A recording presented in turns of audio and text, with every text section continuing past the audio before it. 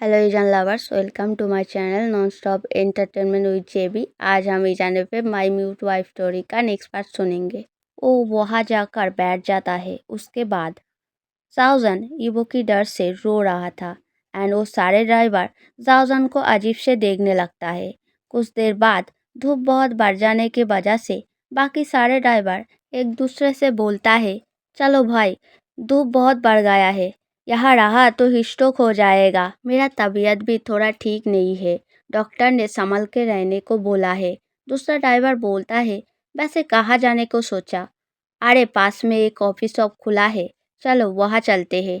एक एक coffee order करेंगे एंड धूप जाने तक वही टाइम बिताएंगे। ऐसा बोलकर वो ड्राइवर सारे वहाँ से चला जाता है। पर जाओजन वही उस तपती धूप में बैठा रहता है, इस होप में कि वो शायद टिफ़िन खाने के लिए बाहर निकले एंड जाओजन उसे वो खाना दे पाए, पर ईबो बाहर नहीं आता। दूसरी ओर ईबो जब एक मीटिंग ख़त्म करके अपने ऑफिस में आकर बैठता है तब 1:50 बजा था। ईबो घड़ी देखकर बोलता है, क्या हुआ जाओजन अब तक आया क्यों नहीं? इस बार तो पैसा भी दे दिया, क्या टाइम पर गाड़ी नहीं मिला? इस तरह आहिस्ता आहिस्ता टाइम जा रहा था एंड वो इम्पेशेंट होकर बेचैनी से इधर उधर टहलते हुए घड़ी देखे जा रहा था। ऐसे ही दोपहर बीत के शाम हो जाता है। ईबो का चिंता अब गुस्से में बदल गया। उसने सोचा जाओजन शायद पिछली बार की तरह घर से निकला ही नहीं, इसीलिए वो अब तक यहाँ नहीं आया। ऐसा सोच के ईबो अपनी दांतों को पीसते हुए वेरी स्कैरी टोन में बोला, हाउ डेयर यू जाओजन, I will make you pay tonight. I warn you, but you don't listen. Then be prepared for the punishment. ऐसा बोलते हुए ये वो चेयर पर रखा कोट को उठा के पहनते हुए अपने ऑफिस रूम से निकल जाता है। ईबो को ऑफिस रूम से ऐसे निकलते हुए देखकर ईबो का पर्सनल सेक्रेटरी जाओलूजी वेरी प्रीटी वॉइस में बोलता है, सर क्या आप इतने जल्दी घर जा रहे हो? ईबो इरिटेट होकर बोलता है, क्यों, क्या हुआ? क्या मुझे तुम्हारा परमिशन लेना चाहिए? चाओलूजी थोड़ा घबरा कर बोलता है, नहीं सर, पर थोड़ी देर बाद आपका एक वेरी इंपॉर्टेंट मीटिंग है। ये वो एंग्री होकर जाओलूजी की तरफ अपने लाल आंखों से आई कांटेक्ट करके बोलता है, जस्ट कैंसिल एवरीथिंग और handle on your self, don't bother me, I don't need a good for nothing secretary, just remember that in future. ऐसा बोलकर इबो वहाँ से चले जाता है। इबो के चले जाने के बाद जाओलूजी अपने घबराता हुआ खुला मुंह को बंद करके जोर जोर से धड़कता हुआ दिल पे हाथ रख के बोलता है, व्हाट मेक माई ईबो so angry today? He never talk to me like this, but it's okay, I will don't mind, but you know why? Because I love my ईबो so much. I can tolerate everything, but तब तक जब तक तुम मुझे छोड़कर किसी और से प्यार ना करो। पर मैं तुम्हें हर्ट नहीं कर सकता क्योंकि उससे मुझे बहुत दर्द होगा। But I never leave that person in peace who you will love the most. So please, Ibo, just love me, not anyone. I don't want to hurt anyone, really. ऐसा बोल के एक मुस्कुराहट के साथ जाओलूजी अपने बेंच पे जाकर बैठता है। दूसरे सारे एम्प्लॉय लड़कियां हंसते हंसते खुसुर फुसुर करके बातें कर रहा था। देख देख, जाओलूजी नहीं सुधरेगा, हा हा, कैसा पागल लड़की है। हमारे सर का मैरिज हो गया फिर भी इसका होप एंड बिहेवियर एकदम चेंज नहीं हुआ।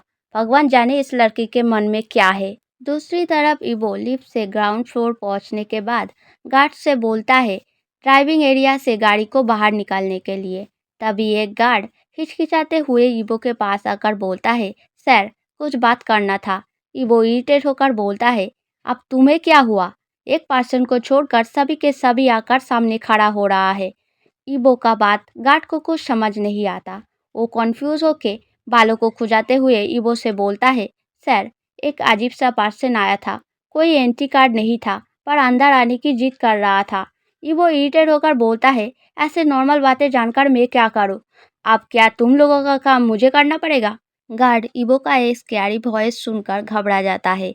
उसे लगता है अगर वो इस बात को इम्पोर्टेंट प्रूव नहीं कर पाया तो फिर सर उसे इस इडियट सी बातें करने के लिए फायर कर देगा। आजकल के ज़माने में जल्दी से जल्दी अच्छे पगार में दूसरा नौकरी उसे कहाँ से मिलेगा? इसीलिए वो वेरी सीरियस होकर पोलाइट वॉइस में बोलता है, ये नॉर्मल बातें नहीं है सर, वो पर्सन आपके पास जाना चाहता था, हम घुसने नहीं दे रहे थे, इसीलिए वो कह रहा था वो आपका वाइफ है, इसीलिए आपको बताया। एक लड़का होकर आपकी वाइफ होने का क्लेम कर रहा था। ईबो ये बात सुनकर जल्दी से गार्ड के एकदम पास जाकर रूड वॉइस में बोलता है, क्या वो लड़का म्यूट था? गार्ड एकदम से ईबो को इतने पास आते देख बहुत घबरा के स्वेट करने लगता है। वो कांपते हुए अपना सिर हाँ में हिलाता है। ईबो ये देखकर गुस्सा होकर गार्ड के कॉलर को पकड़ के झकाते हुए पूछता है, कहाँ है वो? क्या वो घर चला गया? गार्ड कांपते हुए वॉइस में बोलता है, नहीं, हम लोगों ने बहुत बार जाने को बोला था, पर वो लड़का नहीं गया। ड्राइवर जिस सीट पर बैठ के वेट करता है वहाँ पर ही 2 पैर से बैठा है। ये बातें सुनकर इबो बहुत गुस्सा हो जाता है।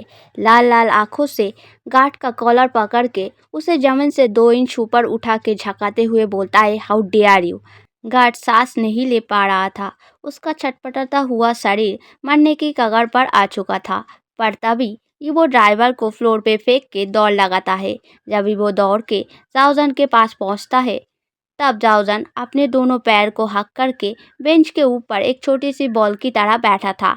अचानक वेरी फैमिलियर वॉइस पे जाओजन कहकर कोई पुकार रहा है सुनकर जाओजन अपना सिर ऊपर उठाता है। इबो को सामने खड़ा हुआ देखकर जाओजन घबरा के खुद को इशारों से एक्सप्लेन करने लगता है। इबो कंफ्यूज होकर बोलता है, क्या कर रहे हो? मुझे कुछ समझ नहीं आ रहा। इस बार इबो एंग्री होकर नहीं बोला था, फिर भी इतना दौड़ के आने के वजह से इबो जोर जोर से सांसें ले रहा था, इसीलिए वॉइस बहुत गहरा एंड स्कैरी सुनाता है। इसीलिए जब इबो जाओजन को ये बातें बोलता है, ये वॉइस सुनकर वो बहुत स्कैर्ड हो जाता है। उसे लगता है इबो बहुत नाराज हो गया। अब इबो उसके साथ कल रात से भी बहुत बुरा टॉर्चर करेगा, पर उन सब चीज़ें सहन करने के लिए अब जाओजन के शरीर में कोई ताकत नहीं। पर शायद इबो को सारी चीज़ें समझाने से वो उसे माफ़ कर दे। ऐसा सोचकर जाओजन कांपते हुए हाथों से जल्दी से पेपर के ऊपर पेन से लिखने लगता है, मुझे माफ़ कर दो, मैं खाना टाइम पर नहीं ला पाया। मुझे माफ़ कर दो, पर विश्वास करो इसमें मेरी कोई गलती नहीं। मैंने बहुत कोशिश की थी, पर गार्ड ने मुझे घुसने नहीं दिया क्योंकि मेरे पास कोई एंट्री कार्ड नहीं था। मैंने बताया था मैं आपका वाइफ हूँ, पर उन्होंने विश्वास नहीं किया। पर मैं घर नहीं गया, यहीं पर बैठा था, प्लीज़ मुझे माफ़ कर दो। जाओजन इतना घबरा गया था कि उसके आंखों से बहुत आंसू गिर रहा था। उसका पूरा शरीर भी बहुत काँप रहा था। अचानक इतने सारे फीलिंग्स एंड इमोशनल टॉर्चर उसका शरीर ले नहीं पाता। जाओजन पल्स फॉल करके बेहोश हो जाता है। उसके हाथों से पेन एंड कागज दोनों ही नीचे गिर जाता है। जाओजन एकदम से नीचे गिरने ही वाला था कि इबो उसे जल्दी से पकड़ लेता है। जाओजन का पूरा शरीर ठंडा पड़ चुका था। इबो जाओजन जाओजन पुकारता रहता है, पर जाओजन कोई रिस्पॉन्स नहीं करता। अब इबो पैनिक कर जाता है। वो रोते हुए बोलता है, बेबी आंखें खोलो, मैं तुम पर नाराज नहीं हूँ। What happened baby, listen to me. पर जाओजन कोई रिस्पॉन्स नहीं करता। इबो चिल्लाकर बोलता है, गार्ड जल्दी से मेरा कार निकालो। इबो जाओजन को प्रिंसेस स्टाइल में गोदी में उठाकर कार तक ले जाता है। जाओजन को कार के बैक सीट में लेटा के खुद ड्राइविंग सीट में बैठकर जल्दी से हॉस्पिटल की ओर ड्राइव करने लगता है। ड्राइविंग करते हुए इबो बार बार पीछे जाओजन की तरफ देखे जा रहा था एंड बोल रहा था, डोंट वरी जाओजन, बेबी मैं तुम्हें हॉस्पिटल ले जा रहा हूँ, तुम बिल्कुल ठीक हो जाओगे।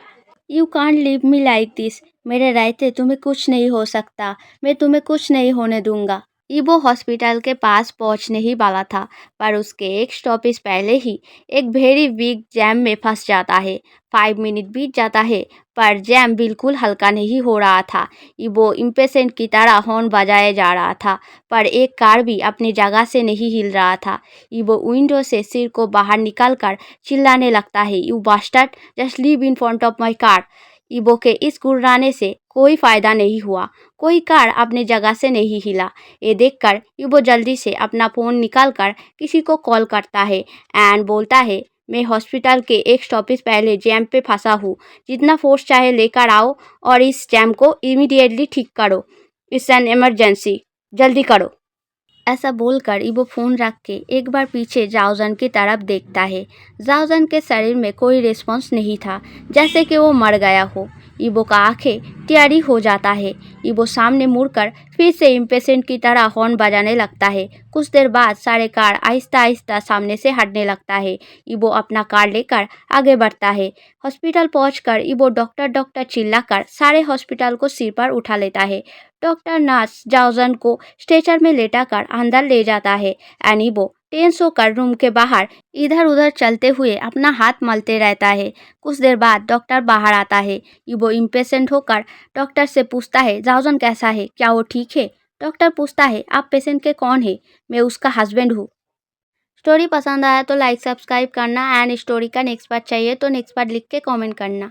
अगर स्टोरी से 2 न्यू सब्सक्राइब एंड कमेंट भी मिला तो मैं इसका नेक्स्ट पार्ट बहुत जल्दी लाऊंगा। ना आने से भी लाऊंगा पर मेरी मनमर्जी से थोड़ा देर करके। एंड जो लोग छुप छुप के सुन रहे हो आप लोगों के लिए बस यही कहूँगा, if you like it then do subscribe, like, comment, don't be scared. As a Asian lover you have to be brave. तो आज के लिए इतना है, बाय बाय।